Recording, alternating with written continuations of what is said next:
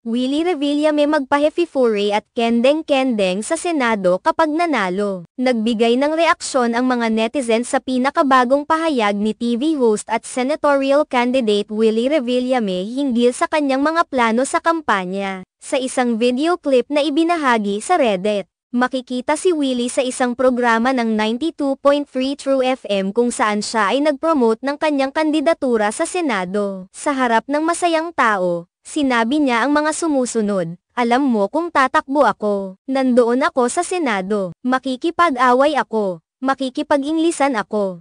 Ang gagawin ko, hep hep hooray. Pag may nag-aaway, mga kasamahan ko sa Senado, makinig kayo. Kendeng-kendeng. Dapat may ganun na lang, masaya." Ang paggamit ni Willie ng pariral na, hep hep hooray, ay tila isang laro na nagpapakita ng kanyang kumpiyansa na mananalo sa posisyon bilang senador. Ngunit, ang kanyang mga salita ay nagbigay ng komedikong impresyon sa mga netizens, na agad na nag-express ng kanilang mga pagdududa. Isang user ang nagkomento, "O di ba nung tinanong ang plataporma o solusyon niya tungkol sa mga issue, walang maisagot. Ngayon proud pa siya at feeling niya nakakatawa ang idea niyang nag-hep-hep hooray sa Senado. Arogante at ignoranteng tao talaga.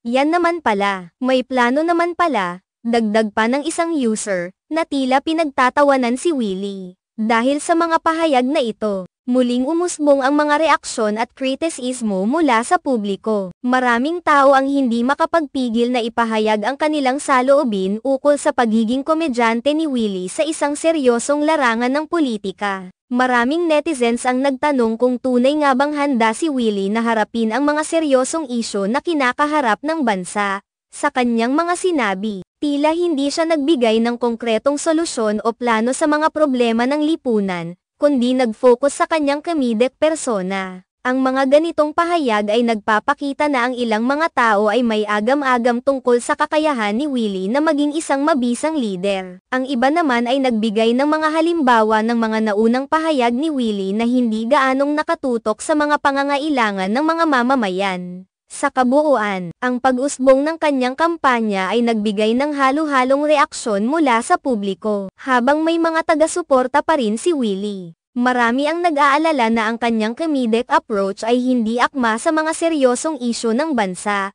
Sa kabila ng lahat, nagpatuloy ang kanyang kampanya at hindi natitinag ang kanyang determinasyon na tumakbo sa Senado. Maaaring ang kanyang estilo ay magdulot ng kasiyahan sa ilan. Ngunit tila may malaking bahagi ng publiko na nananatiling kritikal at nag-aalala para sa hinaharap ng bansa sa ilalim ng mga lider na tila hindi seryoso sa kanilang mga responsibilidad.